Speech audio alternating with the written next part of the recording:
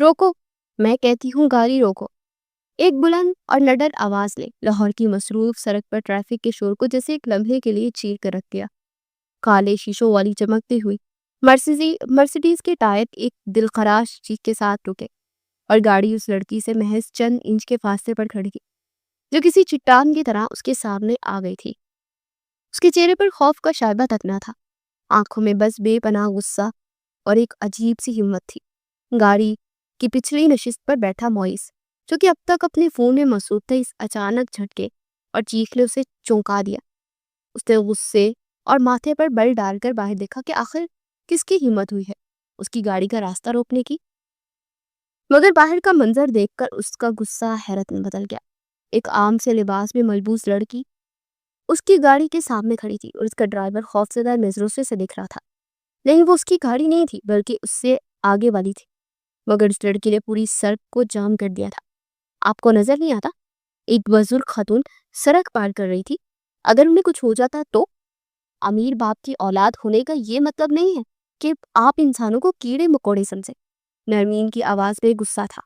اسے ایک لمحے کے لیے بھی یہ نہیں سوچا کہ جس گاڑی والے سے وہ لڑ رہی ہے وہ کتنا با اثر ہو سکتا ہے۔ اس کی تمام تر توجہ اس بری عورت پر تھی جو کہ فٹ پاتھ پر سہمی ہوئی کھڑی تھی۔ معیز نے پہلی بار اس لڑکی کو غور سے دیکھا۔ اس کا رنگ دھوپ کی تمازت سے تھوڑا سرخ ہو رہا تھا، اس کے نگوش تیکھے اور آنکھیں غیر معمولی طور پر روشن تھی۔ ان آنکھوں میں ایک ایسی چمک تھی جو معیز نے آج تک کسی کی آنکھوں میں نہیں دیکھی تھی۔ وہ خوبصورت تھی، مگر اس کی خوبصورتی سے زیادہ اس کی بہادری معیز کو اپنی طرف کھینچ رہی تھی۔ وہ جس طرح سے بے خوفی سے کھڑی تھی، وہ منظر معیز کے دل میں اتر گیا تھا۔ وہ جو ہمیشہ مغرور اور خود پسند رہا تھا، جسے ہر چیز پر اپنا کنٹرول رکھنے کی عادت تھی، آج ایک انجانی لڑکی اس کے سامنے خود کو بے بس محسوس کر رہا تھا۔ گاڑی کا مالک، ایک بگڑا ہوا امیر زادہ، غصے سے باہر نکلا۔ تم جانتی ہو میں کون ہوں؟ تمہاری ہمت کیسے ہوئی میری گاڑی روکنے کی؟ مجھے نہیں جاننا آپ کون ہیں، میں بس یہ جانتی ہوں کہ آپ ایک غیر ذمہ دار انسان ہیں جو سڑک کو اپنی جاگیر سمجھتا ہے۔ پہلے ہی اماں جی سے معافی مانگے جنہیں آپ ابھی کچلنے والے تھے۔ نرمین نے اسی دلیری سے جواب دیا۔ اب تک وہاں لوگوں کا ہجوم جمع ہو چکا تھا، سب اس لڑکی کی ہمت کی داد دے رہے تھے۔ معیز اپنی گاڑی میں بیٹھا یہ سب کچھ دیکھ رہا تھا۔ وہ اپنی زندگی میں ہزاروں لڑکیوں سے ملا تھا، ایک سے بڑھ کر ایک حسین اور امیر، مگر آج ایک عام سی لڑکی نے اس کے دل پر دستک دی تھی۔ اس کے اندر ایک عجیب سی خواہش نے جنم لیا کہ وہ اس لڑکی کے بارے میں سب کچھ جان لے۔ یہ کون ہے، کہاں رہتی ہے اور اس کا کیا نام ہے؟ ہجوم کا دباؤ دیکھ کر گاڑی والے نے مزید بحث کرنا مناسب نہیں سمجھا اور جلدی سے گاڑی میں بیٹھ کر نکل گئے۔ نرمین نے گہری سانس لی اور بوری خاتون کی طرف پڑی۔ اس کا لہجہ جو چند لمحے پہلے شعلے برسا رہا تھا، اب شبنم کی طرح ٹھنڈا اور نرم تھا۔ اماں جی، آپ ٹھیک تو ہیں؟ آپ کو کہیں لگی تو نہیں؟ اس نے محبت سے ان کا ہاتھ تھام کر پوچھا تھا۔ جیتی رہو بیٹی، اللہ تمہیں ہمیشہ اپنے حفظ و امان میں رکھے۔ آج تم نہ ہوتی تو میرا کیا بنتا؟ بوڑھی عورت نے اس کے سر پر ہاتھ پھیر کر ڈیروں دعائیں دی۔ نرمین نے انہیں سڑک پار کروائی اور پھر ہجوم میں کہیں گم ہو گئی۔ وہ چلی گئی مگر معیز وہیں بیٹھا رہا۔ اس کی نظریں اب بھی اسی جگہ پر جمی تھی جہاں وہ کھڑی تھی۔ اس کے کانوں میں اس کی بے باک آواز گونج رہی تھی اور آنکھوں کے سامنے اس کا نڈر چہرہ گھوم رہا تھا۔ اسے احساس نہیں ہوا کہ ٹریفک چل پڑی ہے۔ اس کے ڈرائیور نے اسے یاد دلایا، صاحب چلے۔ معیز جیسے خواب سے جاگا۔ اس نے ایک فیصلہ کیا، ایک ایسا فیصلہ جو کس کی زندگی بدلنے والا تھا۔ اس نے اپنے فون سے ایک نمبر ملا۔ جمال، مجھے ایک لڑکی کے بارے میں معلوم کرنا ہے، ابھی اسی وقت۔ اس نے سڑک کے اس حصے کی تفصیلات بتائی۔ مجھے نہیں معلوم وہ کون ہے، کیسی دکھتی ہے، بس یہ جانتا ہوں کہ اس جیسی کوئی نہیں۔ مجھے وہ لڑکی ہر قیمت پر چاہیے۔ فون بند کرنے کے بعد اس نے اپنی گاڑی کے شیشے سے باہر دیکھا۔ شام ڈھل رہی تھی اور شہر کی روشنیاں جلنے لگی تھی، مگر معیز کو لگ رہا تھا کہ اس کی زندگی کی اصل روشنی تو آج اسے ملی ہے۔ وہ نرمین سے بے خبر تھا، اس کے ماضی سے، اس کے دکھوں سے، مگر وہ یہ جان چکا تھا کہ اس کی منزل اب یہی لڑکی ہے۔ اسے حاصل کر کے رہے گا، چاہے اس کے لیے اسے کچھ بھی کرنا پڑے۔ ایک ایسی کہانی کا آغاز ہو چکا تھا جس کی بنیاد ایک انجان سڑک پر ہونے والی ایک ملاقات پر رکھی گئی تھی۔ ایک ایسی کہانی جس میں محبت، نفرت، دھوکہ اور انتقام سب کچھ شامل تھا۔ معیز نے جمال سے نرمین کے بارے میں تمام معلومات حاصل کر لی تھی اور اگلے ہی دن وہ اس کی یونیورسٹی کے باہر موجود تھا، اسے خود سے متعارف کروانے کا بہترین طریقہ سوچ رہا تھا۔ جب اس نے نرمین کو یونیورسٹی گیٹ سے باہر آتے دیکھا، معیز نے تیزی سے اپنی گاڑی اس کے راستے میں لا کر ایک دم بریک لگائی۔ نرمین جو اپنی سوچوں میں گم تھی بوکھلا کر رکی اور گرنے سے بال بال بچی۔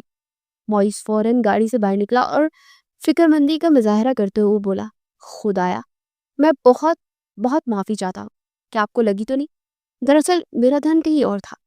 نرمین نے غصے سے دیکھا، جو اپنی قیمتی گاڑی کے پاس کھڑا کسی فلم کا ہیرو لگ رہا تھا۔ آپ جیسے لوگوں کا دھیان سڑک پر نہیں، اپنی دولت کے نشے میں ہوتا ہے۔ اگر مجھے کچھ ہو جاتا تو؟ معیز اس کے تیکھے جواب پر مسکرایا، میں اپنی غلطی مان رہا ہوں اور اس کی تلافی بھی کرنا چاہتا ہوں۔ کیا آپ میرے ساتھ ایک کپ کافی پینا پسند کریں گی؟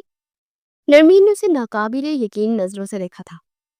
آپ کو کیا لگتا ہے کہ آپ نے گاڑی سے کسی کو بھی ٹکر مارنے کے بعد اسے کافی کی پیشکش کر کے سب کچھ ٹھیک کر سکتے ہیں؟ نہیں شکریہ، مجھے ایسے اجنبیوں سے دور رہنا ہی پسند ہے، یہ کہہ کر وہ تیزی سے آگے بڑھ گئی تھی اور معیز وہیں کھڑا اسے جاتے ہوئے دیکھتا رہا۔ اس کے انکار نے معیز کے دل میں اس کے لیے عزت اور بڑھا دی تھی۔ اب یہ اس کے لیے صرف ایک پسند نہیں بلکہ ایک جنون بن چکا تھا۔ اس دن کے بعد سے معیز اکثر اس کی یونیورسٹی کے آس پاس منڈرانے لگا۔ نرمین اسے روز دیکھتی اور نظر انداز کر دیتی۔ اسے لگتا یہ بھی ان امیر زادوں جیسا ہے جو چند دن کسی لڑکی کے پیچھے پھرتے ہیں، پھر نئے شکار کی تلاش میں نکل جاتے ہیں۔ مگر معیز نے ہار نہیں مانی۔ ایک شام تیز بارش شروع ہو گئی اور نرمین بس اسٹاپ پر پھنس گئی تھی۔ بس بھی کم تھی اور جو آتی وہ بڑھ جاتی۔ تبھی معیز کی گاڑی اس کے پاس آ کر رکی۔ شیشہ نیچے کرتے ہوئے بولا، اس طرح بارش میں بھیگنے سے بہتر ہے کہ آپ میری مدد قبول کر لیں، میں آپ کو گھر چھوڑ دیتا ہوں۔ نرمین نے انکار کرنا چاہا مگر بادلوں کی گن گرج اور تیز ہوتی بارش نے اسے مجبور کر دیا۔ وہ خاموشی سے گاڑی میں بیٹھ گئی۔ راستے میں ایک عجیب سی خاموشی تھی جسے معیز نے توڑا۔ آپ ہمیشہ اتنے غصے میں کیوں رہتی ہیں؟ نرمین نے اسے دیکھا۔ میری زندگی میں مسکرانے کی وجوہات بہت کم ہے۔ معیز کے لہجے میں ہمدردی سمیٹ آئی۔ میں جاننا چاہوں گا اگر آپ بتانا مناسب سمجھ۔ اس کے لہجے میں کچھ ایسا تھا کہ نرمین پہلی بار اس کے سامنے کھلنے لگی۔ اس نے اپنے والد کی کہانی سنائی، کیسے ان کی ایمانداری ان کا جرم بن گئی اور کیسے جھوٹی الزام نے ان کی جان لے لی۔ یہ سب بتاتے ہوئے اس کی آنکھوں میں آنسو بھر آئے تھے۔ معیز خاموشی سے سنتا رہا۔ اسے نرمین کے درد کا احساس ہو رہا تھا۔ گھر آنے تک دونوں ایک دوسرے کے بارے میں بہت کچھ جان چکے تھے۔ نرمین کے دل سے معیز کے امیر زادہ ہونے کے تاثر ظاہر ہو چکا تھا، جو اس کی شخصیت میں ایک سنجیدگی اور خلوص نظر آیا۔ معیز نے اس سے اس کا نمبر مانگا تو اس نے منع نہیں کیا۔ اس ملاقات نے برف پگھلا دی تھی۔ اب وہ اکثر ملنے لگے۔ معیز اسے شہر کے بہترین ریسٹورنٹ میں نہیں جاتا، لیکن نرمین کو سڑک کنارے کسی ٹھیلے کی چائے پینا ہی زیادہ پسند تھا۔ معیز اس کی سادگی کا دیوانہ ہوتا جا رہا تھا۔ ایک دن اسے ایک پرسکون جھیل کے کنارے لے گیا۔ شام کا وقت تھا۔ معیز نے اس کا ہاتھ تھاما۔ نرمین، جب سے میں نے تمہیں پہلی بار دیکھا ہے نا، میری دنیا بدل گئی ہے۔ میں نے تم جیسی باہمت، سچی اور خوبصورت لڑکی کبھی نہیں دیکھی۔ میں جانتا ہوں کہ ہماری دنیا بہت مختلف ہے، لیکن میں اپنی باقی زندگی تمہارے ساتھ گزارنا چاہتا ہوں۔ کیا تم مجھ سے شادی کرو گی؟ نرمین کے لیے یہ سب ایک خواب کی طرح تھا۔ اس کی آنکھوں میں خوشی کے آنسو آ گئے تھے اور اس نے ہاں میں سر ہلایا۔ معیز نے اسے بتایا کہ اس نے اپنے والد سے اس بارے میں بات کی ہے اور وہ بہت خوش ہے۔ انہوں نے کہا ہے کہ تمہارے والد ایک نیک اور ایماندار انسان تھے، انہیں فخر ہوگا کہ ان کی بیٹی ہمارے گھر کی بہو بنے۔ یہ سن کر نرمین کی خوشی کی انتہا نہ رہی۔ اسے لگا کہ آخر کار اس کی زندگی میں خوشیاں لوٹ آئی ہیں، مگر نہیں جانتی تھی وہ کہ اس کی اصل آزمائش تو ابھی شروع ہوئی تھی۔ اس کی ماں بیٹی کے رضا میں راضی تھی۔ شادی سادگی مگر خوبصورتی سے ہوئی۔ شادی کے بعد ہر گزرتا دن نرمین کے لیے کسی حسین تحفے کی طرح تھا۔ معیز کی محبت نے اس کے ماضی کے زخموں پر جیسے مرہم رکھ دیا تھا۔ وہ اکثر سوچتی تھی کہ شاید اب اس کی زندگی میں صرف خوشیاں ہی لکھی ہیں۔ ایک صبح معیز اپنے سفر کی تیاری کر رہا تھا۔ اسے 2 دن کے لیے ایک اہم کاروباری میٹنگ کے سلسلے میں کراچی جانا تھا۔ نرمین اس کی ٹائی باندھتے ہوئے بولی، آپ کا جانا ضروری ہے کیا؟ میرا دل بہت گھبرا رہا ہے۔ معیز اس کے چہرے کو اپنے ہاتھوں میں لے کر مسکرایا، ارے میری بہادر بیوی، آپ کیسے ڈر رہی ہیں؟ بس 2 دن کی تو بات ہے، میں اپنا کام ختم کر کے فوراً سے واپس آ جاؤں گا۔ ویسے ایک بات بتانی تھی، میرے چاچا منصور آج یا کل میں کئی سال بعد بیرون ملک سے واپس آ رہے ہیں۔ وہ ہمارے والد کے چھوٹے بھائی ہیں، مگر بابا سے ان کی زیادہ بنتی نہیں، کاروباری معاملات پر کچھ اختلافات ہیں۔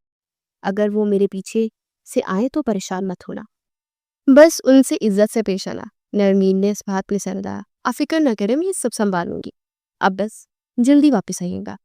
معیز نے اس کے ماتھے پر بوسہ دیا اور الوداع کہہ کر چلا گیا۔ اس کے جانے کے بعد نرمین کو گھر کاٹ کھانے کو دوڑا تھا۔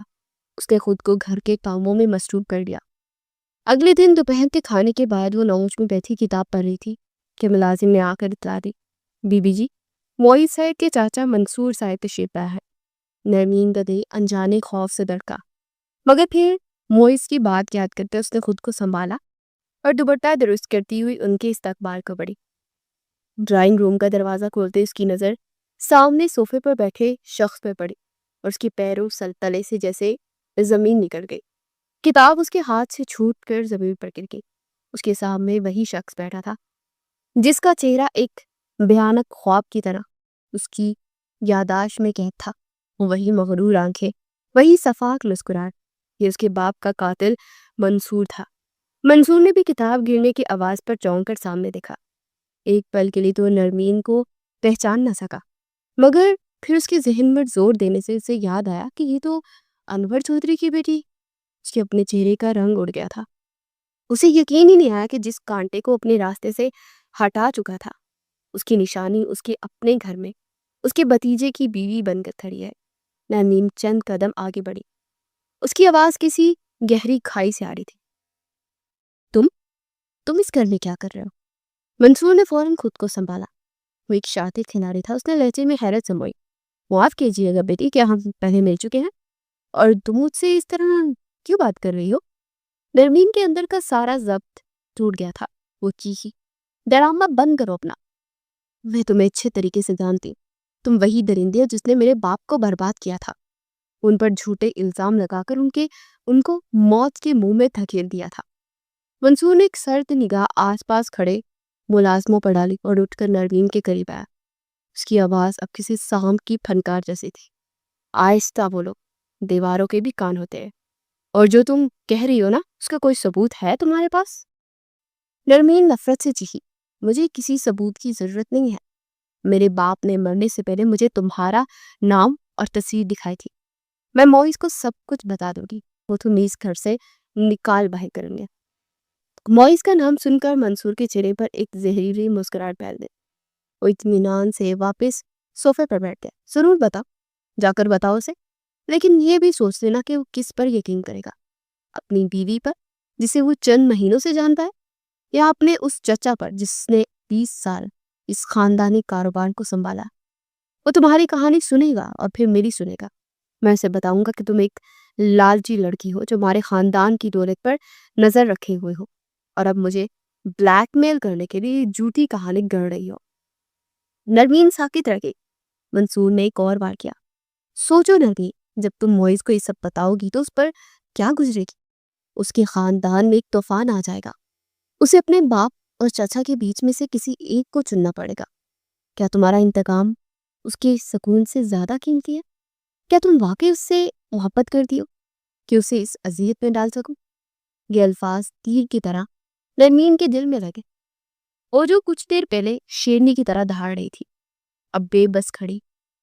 منصور نے اپنی جیت کا لطف اٹھاتے ہوئے فیصلہ تمہارے ہاتھ میں ہے، یا تو عزت سے اس گھر کی بہو بن کر رہو اور اپنا منہ بند رکھو، یا پھر اپنے شوہر کا سکون برباد کر کے خود بھی برباد ہو جاؤ۔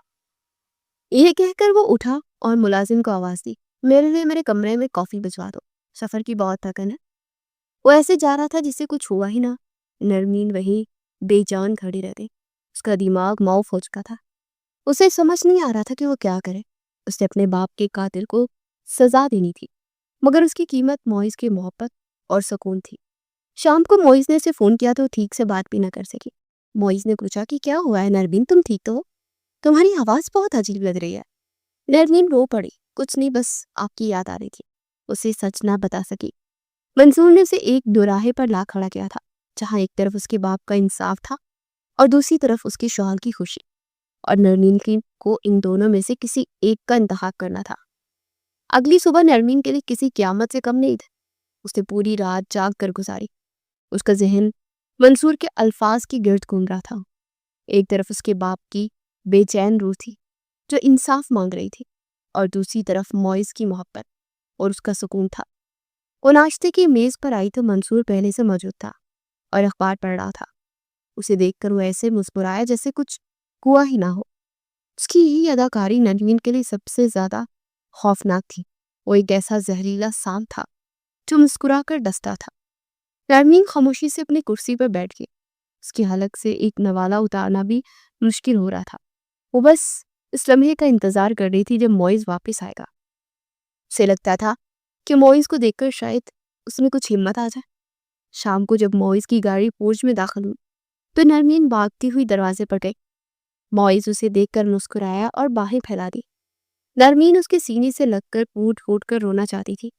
اسے بتانا چاہتی تھی کہ اس کی غیر موجودگی میں کیا قیامت گزری ہے، مگر جیسے اس نے سر اٹھایا اس کی نظر معیز کے پیچھے کھڑے منصور پر پڑی، جس کے چہرے پر ایک ٹھنڈی سی مسکراہٹ تھی۔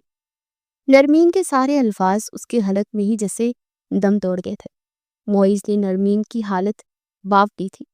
اس نے فکر سے پوچھا، نرمین تم ٹھیک تو ہو؟ تمہارا چہرہ زرد پڑ رہا ہے۔ اس سے پہلے کہ نرمین کچھ کہتی منصور آگے بڑھا، ارے بتیجے، آتے ہی بیوی سے تفتیش شروع کر دی۔ میں بتاتا ہوں کیا ہوا۔ بچی سارا دن تمہارا انتظار کر کے تھک گئی ہے۔ جب سے تم گئے ہو اس کا کسی چیز میں دل ہی نہیں لگ رہا۔ سچ کہوں تو ایسی محبت کرنے والی بیوی قسمت والوں کو ملتی ہے۔ اس نے یہ بات اتنے مشفقانہ انداز میں کہی کہ معیز مسکرا دیا۔ وہ منصور کی بات پر یقین کرتا ہوں بولا، اب ٹھیک کہہ رہے ہو چاچا، نرمین واقعی بہت محبت کرنے والی ہے۔ چلو نرمین اندر چلتے ہیں۔ رات کے کھانے پر ماحول بہت عجیب تھا۔ معیز اور منصور پرانی باتیں کرتے رہے اور ہنستے رہے، جبکہ نرمین ایک زندہ لاش کی طرح بیٹھی رہی۔ اس کا دل چاہ رہا تھا کہ وہ چیخ چیخ کر معیز کو بتائے کہ جس شخص کے ساتھ وہ ہنس رہا ہے وہ ایک قاتل ہے، مگر منصور کی دھمکی اس کے کانوں میں گونج رہی تھی۔ کھانے کے دوران منصور نے ایک اور چال چلی۔ وہ معیز سے بولا، بھائی معیز، تم نے لڑکی تو ہیرے جیسی ڈھونڈی ہے، بہت سادہ اور سوجی، بس یہ ہے کہ شاید ہمارے رہن سہن میں گلنے ملنے میں سے تھوڑا سا وقت لگے گا۔ چھوٹے گھروں کی لڑکیاں اتنی بڑے ماحول میں آ کر اکثر گھبرا جاتی ہیں، ہمیں اس کا بہت خیال رکھنا ہوگا۔ یہ بظاہر ایک ہمدردانہ حملہ تھا، مگر اس کے پیچھے چھپا زہر نرمین سمجھ گئی۔ منصور معیز کے ذہن میں یہ بات ڈال رہا تھا کہ نرمین کمزور اور ناسمجھ ہے، تاکہ مستقبل میں اگر وہ کوئی بات بھی کرے تو معیز سے اس کی گھبراہٹ سمجھ کر نظر انداز کر دے۔ کمرے میں آ کر معیز نے نرمین کو اپنے پاس بٹھایا۔ اس نے نرمین کے ہاتھ تھام کر سنجیدگی سے پوچھا، نرمین اب مجھے سچ بتا، کیا بات ہے؟ تم مجھ سے کچھ چھپا رہی ہو کیا؟ کیا چچا نے کچھ کہا ہے؟ نرمین کی آنکھوں میں آنسو آ گئے۔ یہ موقع تھا، وہ سب کچھ بتا سکتی تھی، مگر پھر سے معیز کا ہنستا ہوا چہرہ یاد آیا۔ اسے منصور کے وہ الفاظ یاد آئے کہ تم اس کا سکون برباد کر دو گی۔ اس نے گہرا سانس لیا اور جھوٹ بول دیا، نہیں تو چاچا جان تو بہت اچھے ہیں، وہ میرا بہت خیال رکھ رہے ہیں، بس سچ تو یہ ہے کہ میں ہی شاید اس بڑے گھر کے قابل نہیں ہوں۔ مجھے یہاں بہت سی اجنبیت محسوس ہوتی ہے، آپ کے بغیر تو بالکل ہی دل نہیں لگتا۔ معیز نے اسے گلے لگا لیا، ارے میری پگلی، ایسی باتیں نہیں کرتے، یہ تمہارا گھر ہے اور میں تو ہوں نا تمہارے ساتھ، تم دیکھنا چند دنوں میں سب کچھ ٹھیک ہو جائے گا۔ معیز اس کی بات پر یقین کر کے مطمئن ہو گیا اور کچھ دیر بعد سو گیا۔ نرمین اس کا معصوم چہرہ دیکھتی رہی۔ وہ جانتی تھی کہ اس نے معیز کی خوشی کی خاطر خود کو ایک نہ ختم ہونے والی اذیت میں دھکیل دیا ہے۔ چپ چاپ اٹھی اور بالکنی میں آ کر کھڑی ہو گئی۔ ٹھنڈی ہوا اس کے آنسوں کو خشک کر رہی۔ وہ آسمان کو تکتے ہوئے اپنے باپ سے مخاطب تھی، بابا مجھے معاف کر دینا، میں آپ کی گناہ گار ہوں، میں آپ کے قاتل کو جانتے ہوئے بھی خاموش ہوں۔ اچانک اسے راہداری میں ایک سایہ نظر آیا۔ اس نے پلٹ کر دیکھا تو اس کے جسم میں خوف کی ایک لہر دوڑ گئی۔ راہداری کے دوسرے سرے پر منصور کھڑا اسے ہی دیکھ رہا تھا۔ اس کے چہرے پر ایک فاتحانہ اور شیطانی مسکراہٹ تھی، جیسے وہ کہہ رہا کہ تم میرے جال میں پھنس چکی ہو۔ نرمین نے جلدی سے بالکنی کا دروازہ بند کر لیا۔ اس کا دل زور زور سے دھڑک رہا تھا۔ اسے احساس ہو گیا تھا کہ یہ خاموشی کا کھیل بہت لمبا چلنے والا ہے اور اس گھر میں اب اس کا ہر سانس لینا دشوار ہوگا۔ اگلے کئی دن نرمین نے کسی دہکتے ہوئے انگارے پر جلنے کے مترادف گزارے تھے۔ وہ ایک ہی چھت کے نیچے اپنے باپ کے قاتل کے ساتھ رہنے پر مجبور تھی، ایک ایسے شخص کے ساتھ جو کہ اس کے باپ کا، اس کے شوہر کا چچا اور اس کے گھر پر مکمل اختیار رکھتا تھا۔ منصور ہر وقت اس پر ایک شکاری کی طرح نظر رکھتا۔ معیز کے سامنے ایک وہ مشفق، ہمدرد اور شفیق بزرگ کا روپ دھار لیتا ہے۔ اس کی باتوں سے محبت اور شفقت ایسے ٹپکتے کہ معیز بھی اس کی اداکاری کا قائل ہو جاتا۔ مگر جب وہ اکیلے ہوتے تو اس کی آنکھوں میں چھپی وحشت، اس کے لہجے کی سرد نرمین کی روح تک کو زخمی کر دیتی۔ وہ اکثر کھانے کی میز پر معیز کی موجودگی میں نرمین کی پلیٹ میں کھانا ڈال دو گیا تھا۔ بیٹی تم بہت کمزور ہو گئے ہو، کچھ کھایا پیا کرو، معیز کو تمہاری کتنی فکر رہتی ہے۔ لیکن اس کی آنکھیں نرمین کو یہ پیغام دیتی رہتی تھی کہ تمہاری زندگی میرے رحم و کرم پر ہے۔ نرمین نے اس نفسیاتی اذیت سے بچنے کے لیے خاموشی کو اپنی ڈھال بنا لیا تھا۔ وہ ہر وقت گم سم اور اپنی خیالوں میں ڈوبی رہتی۔ اس کی ہنسی جیسے کہیں کھو گئی تھی۔ معیز اس کی اس حالت پر اندر ہی اندر گھل رہا تھا۔ اسے لگتا تھا شاید وہ اس نئے ماحول میں خود کو ڈھال نہیں پا رہی۔ اس نے اس اداسی سے نکالنے کی اس کو ہر ممکن کوشش کی۔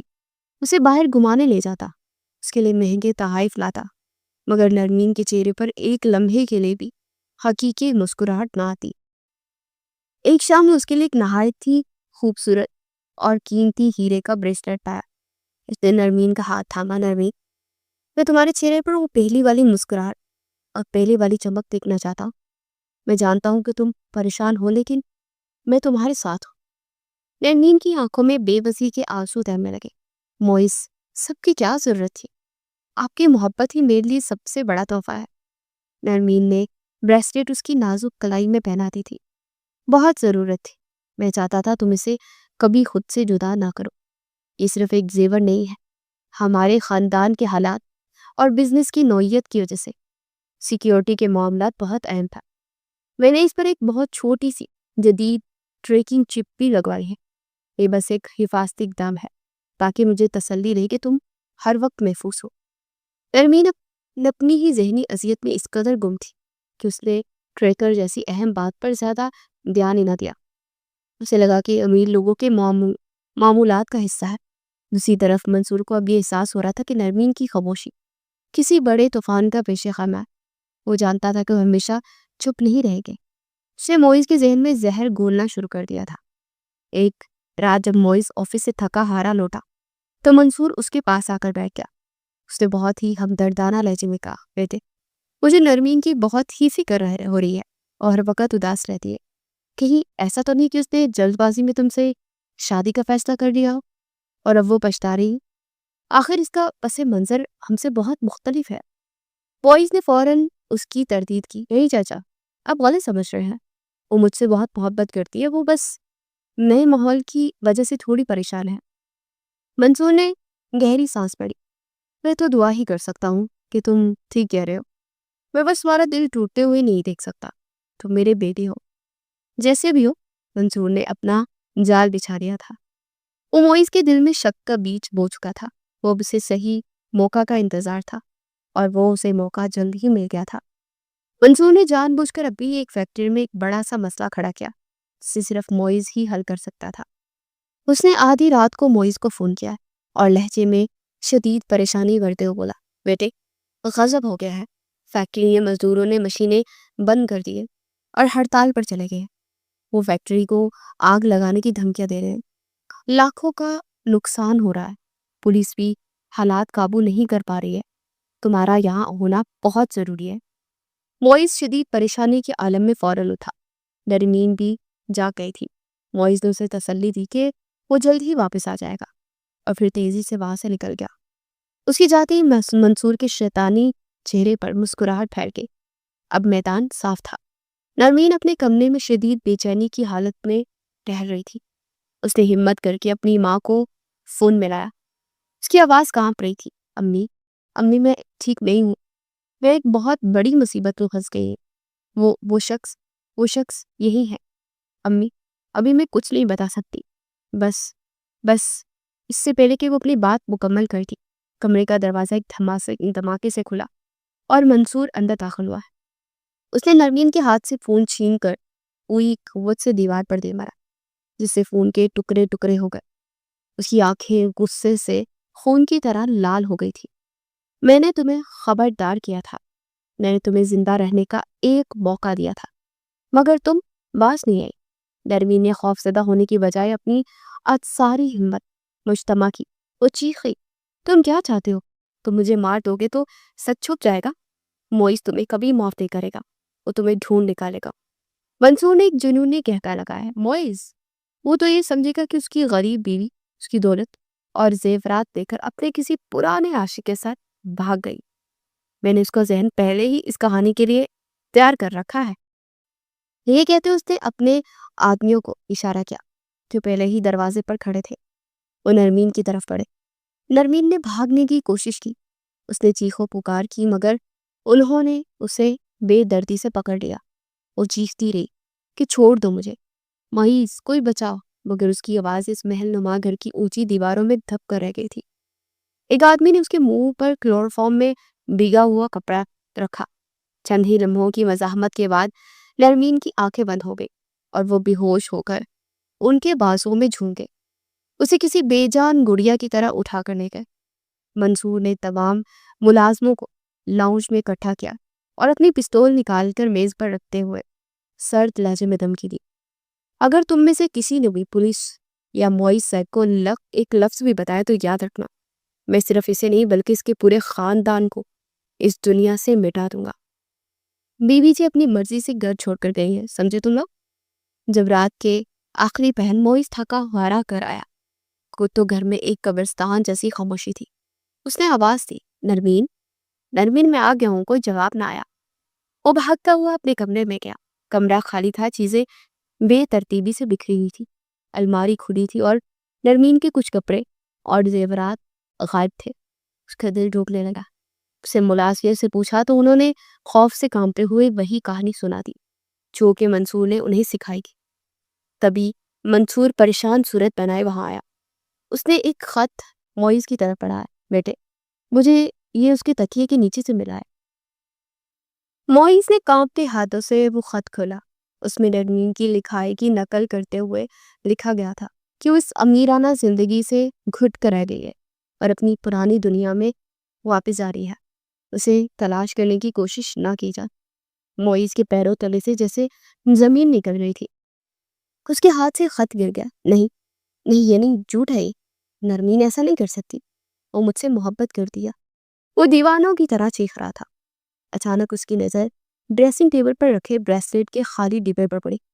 ایک لمحے کے لیے اس کا ذہن معاف ہو گیا اور پھر اس کے ذہن میں بجلی کی طرح اپنے الفاظ گونجا، اس میں ایک چھوٹی سی جدید ٹریکنگ چپ بھی لگی ہے تاکہ مجھے تسلی دے کہ تم ہر وقت محفوظ ہو۔ ایک دم سے اس کے آنسو تھم گئے۔ اس کے چہرے سے دکھ اور بے بسی کے تاثرات غائب ہو گئے۔ اس کی آنکھوں میں آنسو کی جگہ ایک شک، ایک خوفناک ارادے اور فولادی عزم نے میری۔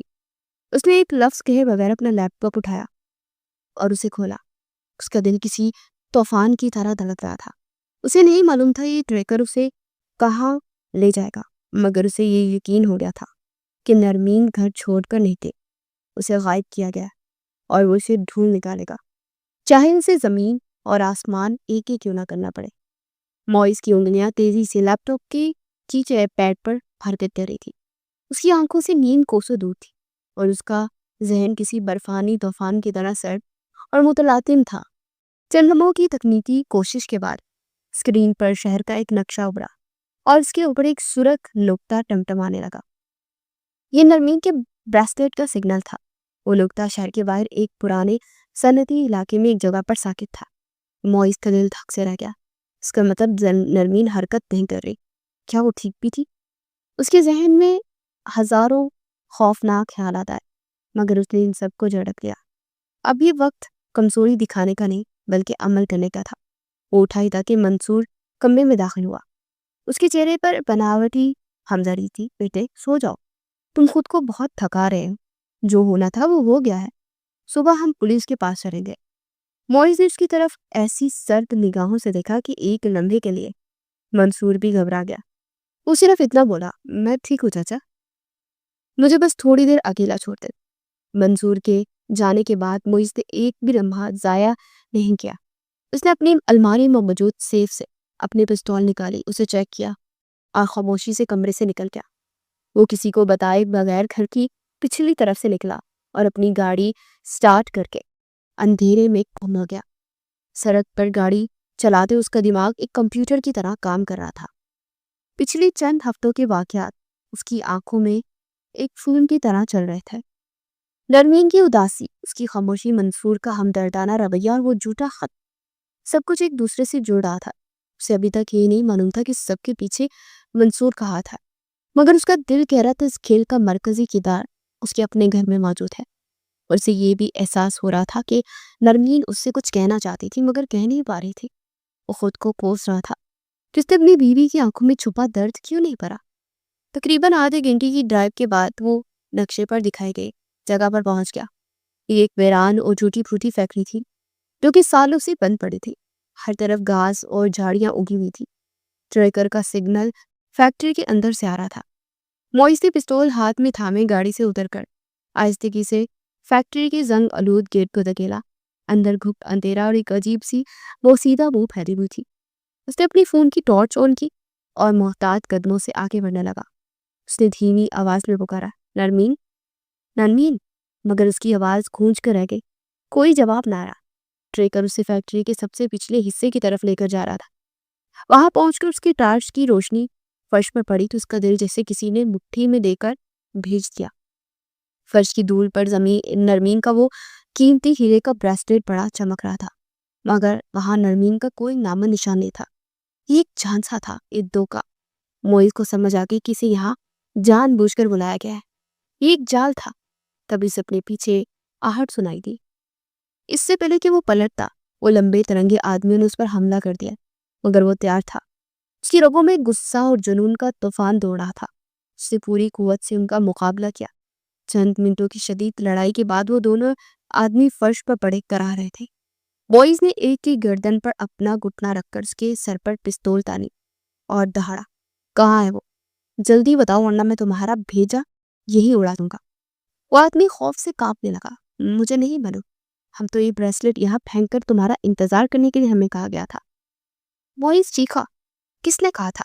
اس کا کیا نام تھا؟ آدمی نے کہا، ہم اس کا نام نہیں جانتے، وہ بہت بڑا آدمی ہے، اس نے کہا تھا یہ اس کی طرف سے ایک پیغام ہے۔ معیز نے پوچھا، کیسا پیغام؟ آدمی نے جو اگلی بات کی اس نے معیز کے ذہن کو سن کر دیا۔ اس نے کہا کہ اگر تم اپنی بیوی زندہ واپس چاہتے ہو تو تمہاری کمپنی نے جو نیا امپورٹ ایکسپورٹ کا کانٹریکٹ جیتا ہے وہ چپ چاپ اس کے نام کر دے اور خبردار جو پولیس کو بتائے۔ معیز ساکت رہ گیا۔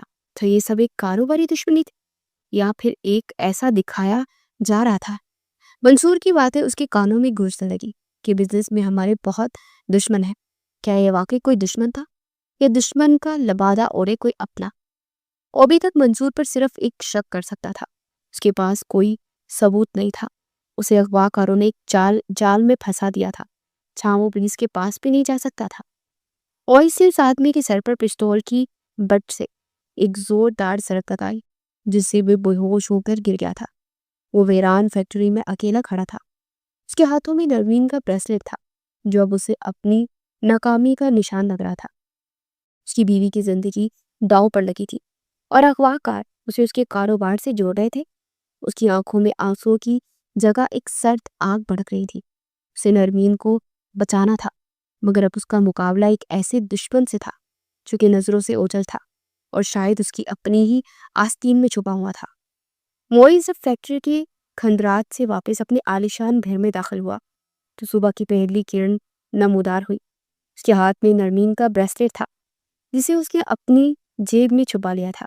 اس کا دل اور دماغ غصے اور انتقام کی آگ میں جل رہا تھا، مگر اس کے چہرے پر مکمل شکست اور مایوسی کے تاثرات تھے۔ اسے معلوم تھا کہ اس کا دشمن بہت شاطر ہے، اسی گھر میں ہی موجود ہے، اسے ہر قدم پھونک پھونک کر رکھنا تھا۔ منصور لاؤنج میں ہی اس کا انتظار کر رہا تھا، اس کے چہرے پر گہرے تشویش کا ماسک تھا۔ موئز کو دیکھتے اس کی طرف لپکا۔ موئز، میرے بیٹے تم کہاں تھے؟ ساری رات ہم سب کتنے پریشان تھے، کیا کچھ پتا چلا؟ موئز نے اس کی آنکھوں میں جھانک کے بغیر ٹوٹی ہوئی آواز میں جواب دیا، نہیں چاچا، وہ چلی گئی، وہ خط سچا تھا، وہ مجھے چھوڑ کر چلے گئی۔ یہ کہتے ہوئے اس نے اپنا چہرے پر ایسی بے بسی طاری کی کہ منصور کو یقین ہو گیا کہ اس کا تیر نشانے پر لگا ہے۔ اسے تسلی ہوگی کہ موئز پوری طرح اس کے جال میں پھنس چکا ہے اور اسے نرمین کے اغوا کا شائبہ تک نہیں۔ وہ موئز کو تسلیاں دینے لگا، کوئی بات نہیں بیٹے، ہمت رکھو، شاید وہ تمہارے لائق ہی نہیں تھی، میں ہوں نا تمہارے ساتھ، سب ٹھیک ہو جائے گا۔ موئز اس کی ہر بات پر ایک ہارے ہوئے شخص کی طرح سر ہلاتا رہا، پھر لڑکھڑاتے قدموں سے اپنے کمرے کی طرف بڑھ گیا۔ اسے دروازہ اندر سے بند کر دیا تھا۔ اس کا دکھ کا ناٹک ختم ہو چکا تھا، اب اصل کھیل شروع ہونا تھا۔ کمرے میں آ کر اس نے سب سے پہلے اپنے سب سے قریبی اور قابل اعتماد دوست سعد کو فون کیا، جو ایک ماہر سائبر سیکیورٹی ایکسپرٹ تھا۔ اس کی آواز دھیمی اور لہجہ انتہائی سنجیدہ تھا۔ سعد، مجھے تمہاری مدد چاہیے، یہ زندگی اور موت کا مسئلہ ہے۔ سعد اس کی آواز کی گھبراہٹ سے پریشان ہو گیا۔ خیریت تو ہے موئز؟ تمہاری آواز میں کیا ہوا؟ موئز نے جواب دیا، کچھ خیریت نہیں ہے، نرمین نے مجھے چھوڑا نہیں، میں اسے اغوا کیا گیا ہے۔ سعد یہ سن کر سکتے میں آ گیا۔ تم نے پولیس کو بتایا؟ موئز نے جواب دیا، میں پولیس کے پاس نہیں جا سکتا، اغوا کار بہت طاقتور ہے اور شاید میرے اپنے ہی گھر میں موجود ہے۔ انہوں نے نرمین کے بدلے میری کمپنی کا ایک بڑا کانٹریکٹ مانگا ہے، مجھے شک ہے یہ سب میرے چاچا منصور کا کیا دھڑا ہے، مگر میرے پاس کوئی ثبوت نہیں ہے۔ ساتھ میں اکیلا ہوں، مجھے تمہاری مدد کی ضرورت ہے۔ ساتھ نے فوراً حاوی پڑھ لی، تم فکر مت کرو موئز، میں تمہارے ساتھ ہوں، مجھے ساری تفصیلات بتاؤ۔ جہاں سعد نے اغوا کاروں سے متعلق ڈیجیٹل سراغ ڈھونڈنے شروع کیے، وہیں موئز بھی خاموش نہیں بیٹھا۔ اس کے ذہن میں ایک خیال آیا، نرمین کو بے ہوش کیا گیا تھا، یقیناً کسی دوا کا استعمال ہوا ہوگا، کلوروفارم یا کوئی اور تیز بے ہوشی کی دوا۔ یہ دوائیں عام میڈیکل سٹور سے آسانی سے دستیاب نہیں تھیں۔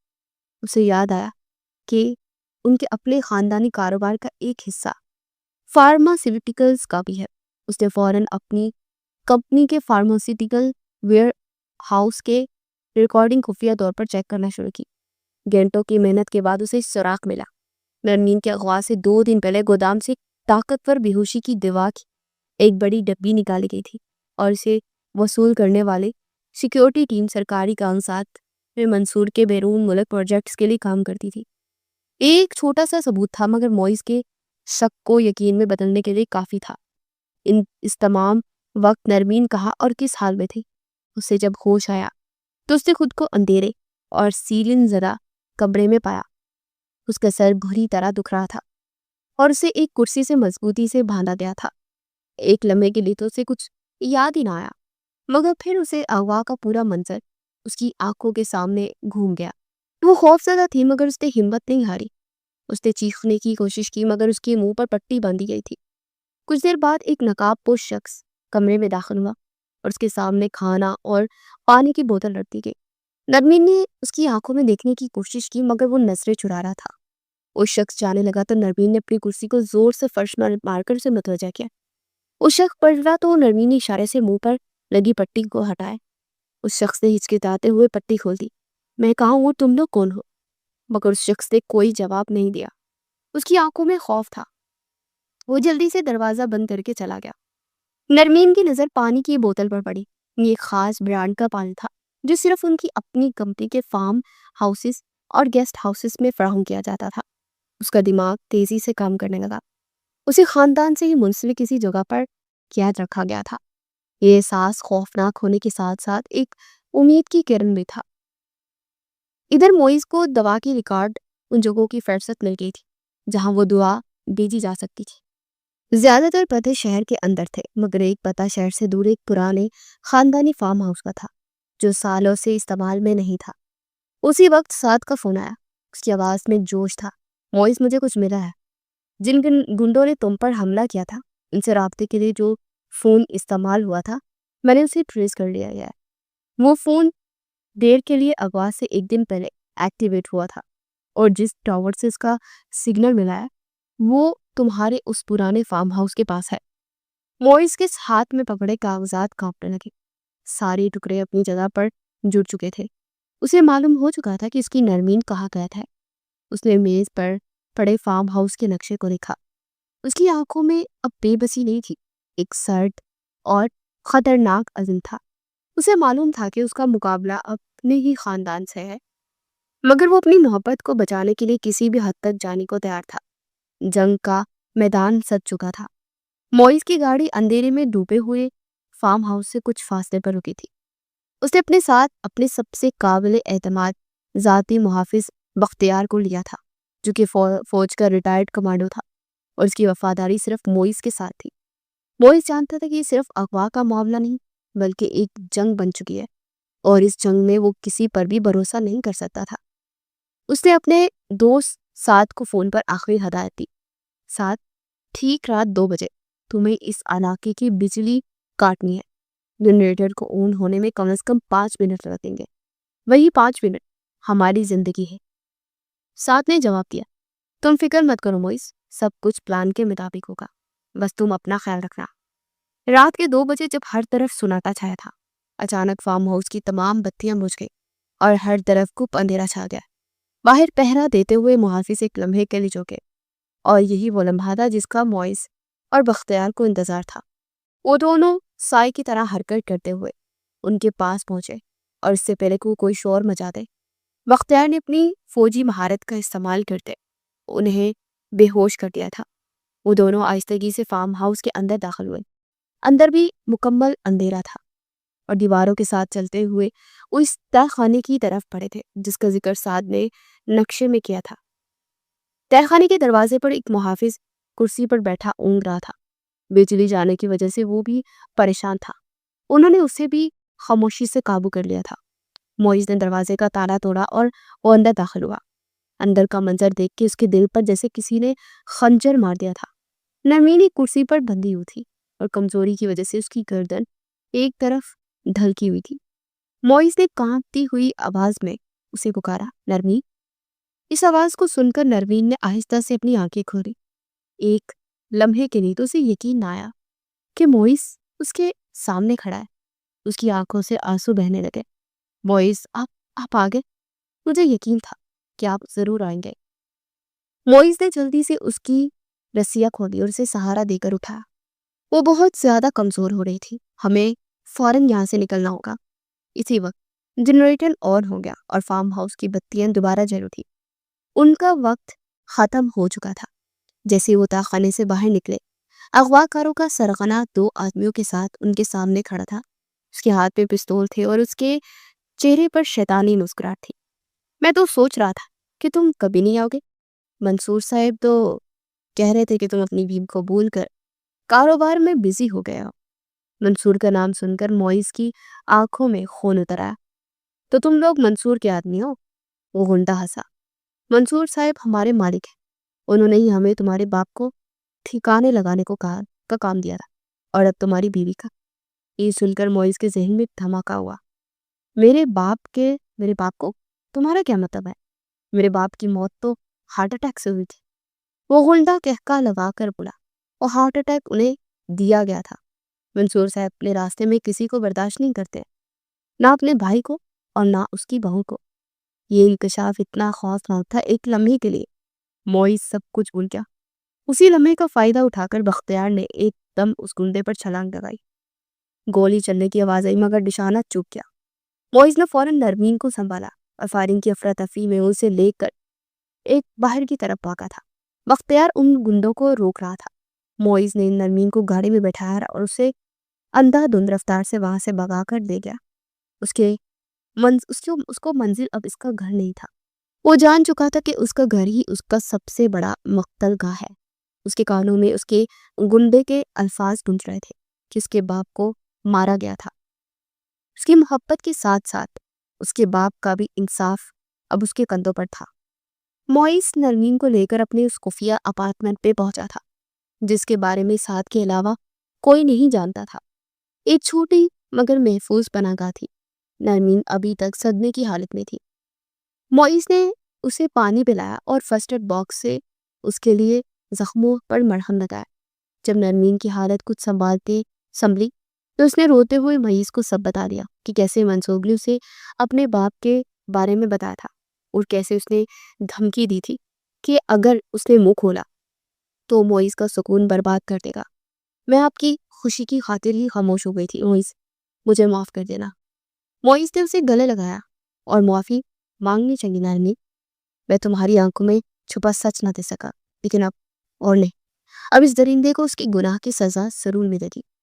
کچھ دیر بعد سعد اور بختیار بھی وہاں پہنچ گئے تھے۔ بختیار نے بتایا کہ ان گنڈوں کو قابو کر کے پولیس کے حوالے کرایا مگر ان کے خلاف کوئی بڑا ثبوت نہیں ہے۔ سعد نے سب کو اپنی طرف متوجہ کیا۔ وہ چھوٹے مہرے ہیں، اصل مجرم منصور ہے، ہمیں اسے پکڑنا ہے، اسے ہم قانون کے ذریعے ہی پکڑیں گے، ہمیں اس سے اقبال جرم کروانا ہے، اس کے لیے ہمیں ایک جال بچھانا ہوگا، ایک ایسا جال جس میں وہ خود آ کر پھنس جائے۔ معیز نے ایک خطرناک منصوبہ بنایا۔ اسے معلوم تھا کہ منصور کی سب سے بڑی کمزوری دولت اور کاروبار ہے، وہ اسی کمزوری کو اس کے خلاف استعمال کرنے والا تھا۔ اگلے دن معیز واپس اپنے گھر پہنچا۔ اس کی حالت پہلے سے بھی زیادہ خراب تھی، اس کی آنکھیں سوجی ہوئی تھی اور کپڑے بے ترتیب تھے۔ وہ سیدھا منصور کے کمرے میں گیا۔ منصور اسے دیکھ کر چونک گیا۔ معیز اس کے قدموں میں بیٹھ کر پوٹ پوٹ کر رو پڑا۔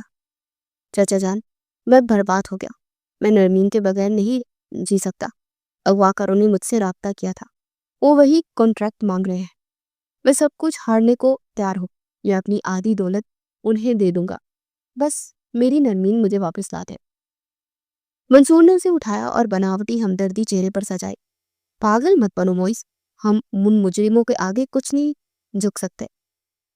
معیز نے ان کے ہاتھ پکڑے۔ چچا، آپ کے بڑے بڑے لوگوں سے رابطے ہیں نا، آپ ان سے بات کریں نا، آپ ان سے مذاکرات کریں، میں آپ کے آگے بھیک مانگتا ہوں، میری بیوی کو بچا لے۔ منصور کو یقین ہو گیا تھا کہ یہ معیز پوری طرح ٹوٹ چکا ہے۔ اس کی آنکھوں میں لالچ کی چمک آ گئی تھی۔ اس نے سوچا کہ اس موقع سے کانٹریکٹ بھی حاصل کر لے گا اور بعد میں نرمین کو ہمیشہ کے لیے ختم بھی کروا لے گا۔ اس نے معیز کے کندھے پر ہاتھ رکھا۔ تم فکر مت کرو، میں ہوں نا، میں ان سے بات کروں گا، میں تمہاری نرمین کو واپس لاؤں گا۔ معیز اس کی شیطانی مسکراہٹ کے پیچھے چھپا منصوبہ دیکھ سکتا تھا مگر وہ خاموش رہا۔ وہ اپنے جال کا پہلا حصہ کامیابی سے بچھا چکا تھا۔ منصور اپنے کمرے میں آیا اور اس نے ایک نئے برنر فون سے اپنے خاص آدمی کو فون ملایا اور بولا، کام ہو گیا، لڑکا پوری طرح ٹوٹ چکا ہے اور کانٹریکٹ پر دستخط کرنے کو تیار ہے، کل ہم اس سے کاغذات پر دستخط کروائیں گے اور جیسے ہی دستخط ہو جائیں گے لڑکی کو ختم کر دینا، اس کا کوئی بھی نشان باقی نہیں رہنا چاہیے۔ منصور کو معلوم نہیں تھا کہ اس کی آدمی بختیار کی گن پوائنٹ پر ہے اور سعد نے اس کے کمرے میں پہلے ایک جدید ترین باکس نصب کر دیا تھا۔ اس کی ساری باتیں ریکارڈنگ ہو رہی تھی۔ دوسری طرف خفیہ اپارٹمنٹ پہ معیز، نرمین اور سعد لیپ ٹاپ پر اس کی گفتگو سن رہے تھے۔ معیز کا ہر لفظ اس کے جرم کا اعتراف تھا۔ ان کے پاس ثبوت آ چکا تھا۔ معیز نے نرمین کا ہاتھ تھاما۔ اس کی آنکھوں میں اب انتقام کی شعلے دہک رہے تھے۔ کل کا سورج منصور کی زندگی کا آخری آزاد دن ہوگا۔ کھیل اب ختم ہونے والا ہے۔ اگلی صبح کا سورج اپنے ساتھ انصاف کی ایک نئی کرن لے کر طلوع ہوا تھا۔ معیز نے نرمین اور اس کی چھوٹی سی ٹیم اپنی خفیہ اپارٹمنٹ پہ آخری منصوبے کو ترتیب دے رہی تھی۔ معیز جانتا تھا کہ منصور کو پھنسانے کے لیے صرف آڈیو ریکارڈنگ ہی کافی نہیں ہوگی۔ شکریہ چاچا جان، بس ہمیں آپ کے منہ سے یہی سننا تھا۔ اسی لمحے بورڈ روم کے دروازے دھماکے سے کھلے۔ انسپکٹر احمد اپنی پولیس ٹیم کے ساتھ اندر داخل ہوئے۔ اگلے روز معیز انہیں اپنے سامنے بٹھا کر سارا سچ بتا دیا تھا۔ منصور کی آنکھیں خوف سے پھیل گئی۔ اسی وقت کمرے کی دیوار پر لگی بڑی اسکرین آن ہوئی اور اس پر نرمین نمودار ہوئی۔ وہ محفوظ تھی اور اس کی آنکھوں میں اب خوف نہیں، انصاف کی چمک تھی۔ میں زندہ منصور صاحب، اور میں اپنے باپ کے خلاف کیے گئے تمہارے ہر جرم کی گواہ ہوں۔ منصور سکتے میں آ گیا تھا۔ اسے سمجھ آ گیا تھا کہ وہ بری طرح پھنس چکا ہے۔ پولیس نے اسے اور اس کی وکلا کو گرفتار کر دیا تھا۔ گھر کے وہ ملازم جنہوں نے نرمین کو اغوا ہوتے دیکھا تھا، اب وہ بھی منصور کے خلاف گواہی دینے کے لیے سامنے آ گئے تھے۔ وقت گزرتا گیا اور زندگی ایک نئے دیگر پر رواں ہو گئی۔ منصور اپنے تمام جرائم بشمول قتل، ابتدا میں قتل اور اغوا کے جرم میں عمر قید کی سزا کاٹ رہا تھا۔ معیز اور نرمین کی زندگی میں اب سکون لوٹ آیا تھا۔ معیز اپنے والد کے ساتھ مل کر کمپنی چلا رہا تھا، مگر اب اس کے کام کرنے کا انداز بدل گیا تھا۔ اس میں اب انصاف اور ہمدردی کا عنصر شامل ہو گیا تھا۔ انہوں نے نرمین کے والد کے نام پر انور چودھری فاؤنڈیشن برائے انصاف کی بنیاد رکھی تھی، جس کا مقصد اب بے گناہ لوگوں کی مدد کرنا تھا جنہیں جھوٹے الزامات میں پھنسایا جاتا ہے۔ آج اس فاؤنڈیشن کی افتتاحی تقریب تھی۔ معیز اور نرمین ہاتھ میں ہاتھ ڈالے اپنے والد کی تصویر کے ساتھ کھڑے تھے۔ ان کی آنکھوں میں ماضی کے دکھ کی پرچھائی نہیں بلکہ مستقبل کی روشنی تھی۔ نرمین نے مسکرا کر معیز کی طرف دیکھا۔ بابا، آج جہاں بھی ہوں گے نا، بہت خوش ہوں گے۔ معیز نے اس کا ہاتھ تھام لیا۔ ہاں، وہ ہمیشہ ہمارے ساتھ رہیں گے۔ انہوں نے اپنے دکھ کو اپنی طاقت بنا لیا تھا اور ایک ایسی محبت کی مثال قائم کی تھی جس نے نہ صرف طوفانوں کا سامنا کیا تھا بلکہ انصاف کا سورج طلوع کرنے پہ بھی کامیابی حاصل کی تھی۔